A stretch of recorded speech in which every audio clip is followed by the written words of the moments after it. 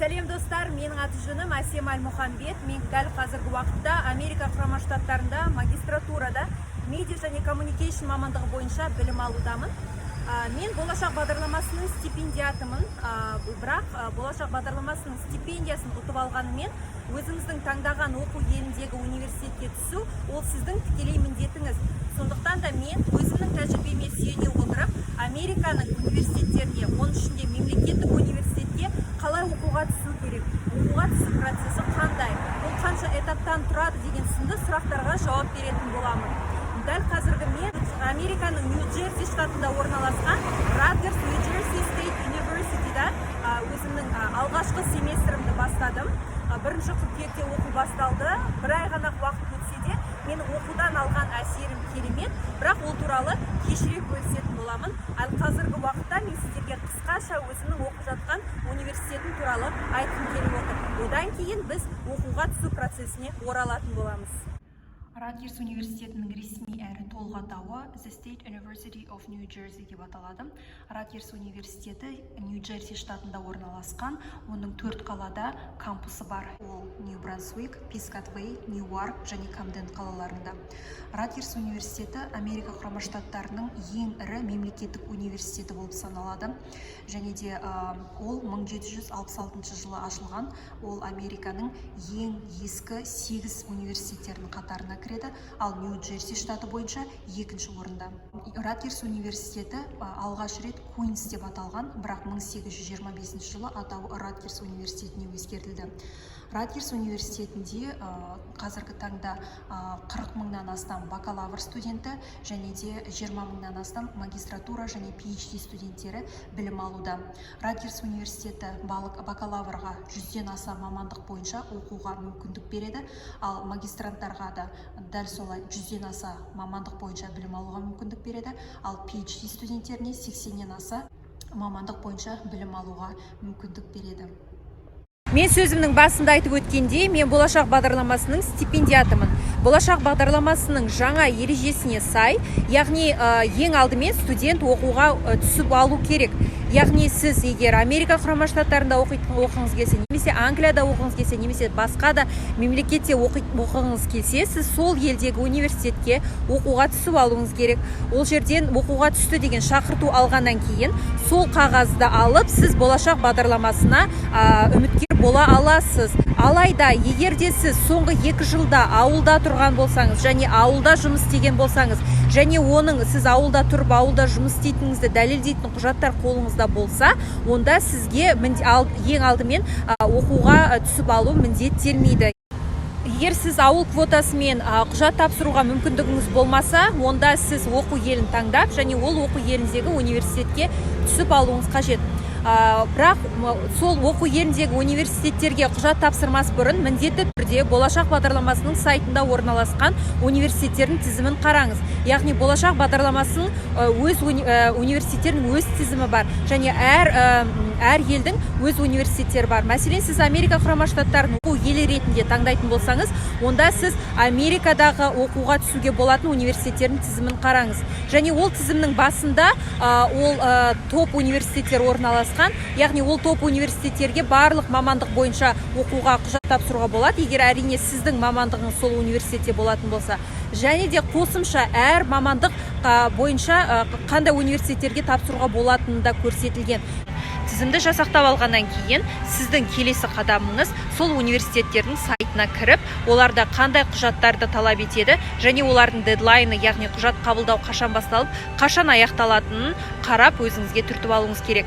Және мынаны ескеріңіздер, сіздер оқуға тапсырған кезде тек қана бірақ университетке ғана оқуға құжаттарыңызды тапсырмай, бірнеше университеттерге тапсырсаңыз болады. Себебі бұл сіздің оқуға түсу шансыңызды жоғарылатады. Үшінші саты, енді сіз университеттердің талап етіп отырған құжаттары бойынша дайындықты бастайсыз. Яғни әр университеттің талабы әртүрлі болуы мүмкін. Жалпы, бірақ Америка Құрама Штаттарында барлығына ортақ құжаттар тізімі бар. Ол яғни мінездеме хат, ол кейбір университеттерде 2 адамнан, кейбір университетте 3 адамнан мінездеме хат болуы мүмкін. Сонымен қатар уәждемелі хатыңыз, ол уәждемелі хаттың талаптары әртүрлі болады. Кейбір университеттерде ол мысалға 2 бет болуы мүмкін, кейбір университетте 1 бет қана болуы мүмкін. Және әр университеттің талабына сай сол құжаттарыңызды жібересіз. Америкада көп университеттер IELTS-ды да, TOEFL-ды да қабылдайды. Сондықтан да сіз үшін қай емтихан ыңғайлы, қай емтихан таңыңыз, сол емтихан бойынша дайындықты бастаған дұрыс. Менің IELTS-ды немесе TOEFL-ды ең алдымен айтып отырғаным, себебі сізде, егер сіз бастапқы кезде дайындалып және тапсырып өзіңізге қажетті балды жинай алмаған жағдайда, онда сізге қайтадан жақсырақ дайындалып, қайта тапсыруға сіздің уақытыңыз болады. Сондықтан да ең алдымен менің сізге кеңесім, оқуға тапсырардың алдында емтиханды, барлық қажетті емтихандарды тапсырып алыңыз. Кейбір Американың университеттері тікелей сол IELTS центрдан немесе TOEFL тапсырсаңыз TOEFL центрдің сіздің нәтижеңізді жіберуін сұрайды. Онда олар кейбір университеттер тікелей сондай сіз тапсырған IELTS орталығынан немесе TOEFL орталығынан сол сіздің нәтижеңізді жібергеніңізді сұрайды. Ең алғашқы, егер сіз IELTS тапсырып болдыңыз, нәтижесін алдыңыз, сіздің нәтижесі өзіңіздің көңіліңізден шықты, өзіңізге яғни қажетті балды жинадыңыз, иә? Егер содан кейін сіз 10 күннің ішінде сол өзіңіздің тіл орталығыңызға емтихан тапсырған тіл орталығына өтініш білдірсеңіз болады. Яғни мен осы университеттерге менің жаңағы нәтижемді жіберсеңіздер деп. Егер сіз 10 күннің ішінде соны өтінішті жіберіп университеттердің кодтарымен жіберіп үлгерсеңіз, онда сіз бұл тегін. Ал егер 10 күнні өтіп кеткеннен кейін онда сіз ақылы түрде әр университетке жіберетін боласыз. Және де мен қателеспесем, мысалға IELTS орталығында сіз тек қана 5 университетті ғана көрсете аласыз. Америкадағы университеттердің емтиханы тек қана IELTS немесе TOEFL-мен шектелмейді. Онымен қоса GRE немесе GMAT тапсырылады. Кейбір университеттер GRE-ді мысалға талап етпейді, бірақ кейбір міндетті жаңағы тапсыратын емтихандардың қатарына кіреді. Және де ол сіздің таңдаған мамандығыңызға да байланысты. Егер сіздің мамандығыңыз гуманитариямен байланысты болатын болса, онда сізге міндетті түрде осыншама балл жинауыңыз қажет деген талап қойылмайды. Ал кейбір техникалық мамандықтарға онда осы GRE балының міндетті түрде осынша балл жинауыңыз қажет деген талаптары болады. Соны да ескеріңіздер. Енді өзіңізге қажетті емтихандардың барлығын тапсырып және өзіңізге қажетті балл жинағаннан кейін енді келесі құжаттарды жинау процесіне қадам бассаңыз болады. Яғни оның бірі уәждемелі хат жазу. Уәждемелі хат ол маңызды құжаттардың бірі болып есептеледі және әр университеттің уәждемелі хатқа қатысты өз талаптары бар. Мәселен, біреу уәждемелі хат осынша шрифті, осыншама бет болу керек, осындай ақпарат болуы керек деген сізге талап қою мүмкін. Кейбір университеттер сізге керісінше мынандай ақпараттың қажеті жоқ, мынандай ақпарат болу керек деген секілді өздерінің сайтында анық жазады және сол талаптардың барлығын қатаң сақтауға сізге кеңес беремін. Келесі маңызды құжат бұл мінездеме хат. Мінездеме хатты оны біз үйреніп қалғандай өзіміз жазып, және ол мінездеме беруші адам сізге жай ғана қолын қоя салмайды. Мінездеме беретін адам тікелей сізге мінездемені университетке жібереді. Ол қалай болады? Сол процесті мен сіздерге анығырақ түсіндіріп өтейін. Яғни сіз application толтырасыз. Application толтырғанда әр университетте сол университетке құжат жіберушілерге арналған application болады. Ол жерде аты жөніңіз, жасыңыз деген секілді жалпылама сұрақтар болады. Сол сұрақтардың барлығына жауап бересіз. Және сол сұрақтардың арасында сізге мінездеме беретін адамның контактысын көрсетіңіз деген сұрақ болады. Ол жерге сіз сізге мінездеме беретін адамның email почтасын көрсетесіз. Email почтасы ол өзінің сол адамның жұмыс орнымен байланысты болған абзал. Мәселен, ол профессор болатын болса, онда Қазынпу, Айғұлақ фамилиясы, одан кейін gmail.com болуы мүмкін. Сіз applicationге мінездеме беретін адамның почтасын көрсеткеннен кейін сол почтаға университет сілтеме жібереді. Ол сілтемені ашқан кезде 1-2 сұрақтар болады, жалпылама сұрақтар. Сол сұрақтардың бәріне жауап береді және де қосымша жаңағы сізге жазылған мінездемесін қосып жібереді университетке тікелей. Бірақ бұл жерде заңды сұрақ туындайды. Яғни ол мінездеме жіберетін адам ағылшын тілін білмесе, онда қайтеді деген секілді. Ондай жағдайда ол қазақ тілінде немесе орыс тілінде мінездемені жазғаннан кейін оны ағылшын тіліне аударып жіберуі қажет. және де мінездеме хатты жазған кезде мынаған сізді жақсы білетін, сізді жақсы қырынан таныта білетін адамнан сұраңыз. Мәселен, ол егер профессор болатын болса, онда сіздің оқу қабілетіңізді ашатын, оқуға жаңағы ақпаратты қаншалықты тез қабылдайды, сыни көзқарасы қаншалықты дамыған, аналитикалық ойлау қабілеті қаншалықты дамыған, сабақта қаншалықты белсенді деген секілді сұрақтарды қамтыған абзал.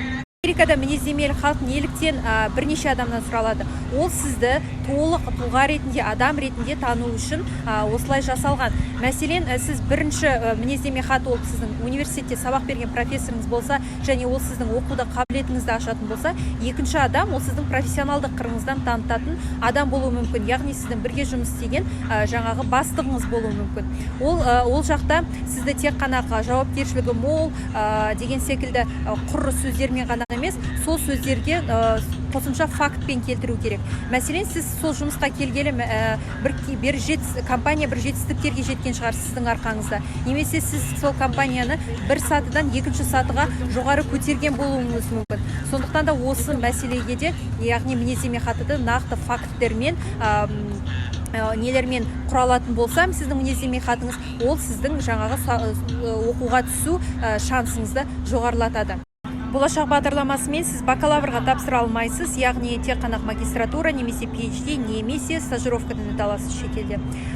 Сіз магистратураға немесе PhD-ға тапсырғандықтан сіз бұған дейінгі алған біліміңізді, яғни Қазақстанда университетте бакалаврда білім алғаныңызды растайтын құжаттарыңызды жіберуіңіз керек. Ол қандай құжаттар? Ол әрине диплом сіздің және қосымшасы.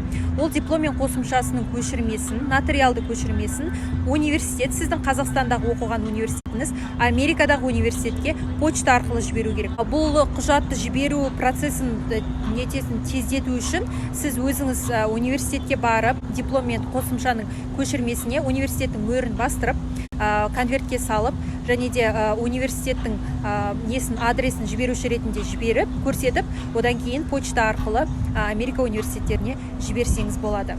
Әр мамандыққа байланысты қосымша жіберетін құжаттар тізімі болады.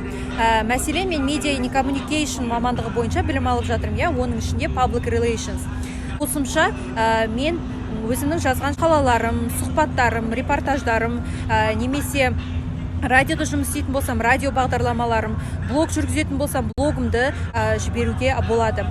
Кейбір университеттер сізден неліктен дәл осы университетте, дәл осы мамандық бойынша білім алғыңыз келеді деген сұраққа жауап беріп, 1-2 минуттық видео жіберіңіз деп сұрауы мүмкін. Сіз application-ды толтырып, сұралған құжаттардың барлығын жіберіп, қажетті емтихандардың барлығын тапсырып болғаннан кейін сізді интервьюға шақырады. Интервью ол онлайн өтеді, және де әр университетте әртүрлі болады. Мәселен, кейбір университеттер Skype арқылы немесе Zoom арқылы сізбен тікелей сұхбаттасады. Ал кейбір университеттер сізге арнайы видеоға алдын ала жазылып қойған сұрақтарды жібереді видео арқылы, және сізге сол сұрақ қойылған кейін дайындалуға 15 секунд беру мүмкін. 15 секундтан кейін сіз сол сұраққа жауап бересіз. Сіздің жауабыңызға да уақыт жағы шектелі болады. Ол 1,5 минут болуы мүмкін, немесе жауапқа 2 минут берілуі мүмкін. Әр университеттің құжат қабылдау уақыты әртүрлі болады. Сол уақыттан қалмай уақытылы жіберуге тырысыңыз. Сонымен қатар құжаттардың егер мысалға 1 сентябрь, яғни 1 қыркүйек құжат қабылдау басталатын болса, сол қыркүйекте құжаттарыңызды жіберуге тырысыңыз. Яғни оны соңына дейін созбаған абзал. Басында жіберген болсаңыз, онда бұл сізге үлкен плюс. Радгерс университетінің ғимаратының алдында тұрмын. Осы ғимарат маған өте қатты ұнайды, өте ерекше және әдемі. Жалпы сөзімнің басында айтып өткендей, бұл университет 1766 жылы ашылды. Содан бері осындай ғимараттар әлі де сақталған. Менің видеом осымен тәмам. Осы видео сіздерге қызықты әрі пайдалы болды деген үміттемін. Егер шетелде оқу, оның ішінде Америкада оқу сіздің арманыңыз болса, онда сол арманыңызды мақсатқа айландырып, нақты қадамдармен сол мақсатқа жетуге тілектеспін. Және де шетелде оқу, тегін білім алу, ол бұрынғыдай мүмкін емес нәрсе емес. Себебі шетелде тегін білім алуға мүмкіндік беретін көптеген бағдарламалар бар. Ол бағдарламалар туралы мен өзімнің YouTube каналымда айтамын, түсіндіремін. Корея Америкада, Англияда қалай тегін оқуға болатын жолдарын мен сіздерге түсіндіремін. Сондықтан да болашақта да әртүрлі елдерде тек қана Америка емес, тек қана Европа емес, сонымен қатар Азияның дамыған елдерінде де қалай тегін білім алуға мүмкін болатынын мен сіздерге YouTube каналымда айтатын боламын. Сонымен қатар стажировкада туралы да айтамын. Сондықтан пайдалы ақпараттан қалыс қалмау үшін менің каналыма жазылыңыздар, және де Инстаграмма да жазылыңыздар. Инстаграмда мен күнделікті Америкадағы өмір, Америкадағы оқу, Америкада бастан өткерген қызықты тәжірибемен бөлісетін боламын. Видеомның соңында айтқым келетіні, бұл өмірде мүмкін емес нәрсе жоқ. Егер сіз шын қаласаңыз және арманыңыз үшін күресетін болсаңыз, онда сіздің қолыңыздан барлығы келеді. Келесі жылы осы Америкада кездесеміз деген үміттемін. Сау саламатта болыңыздар.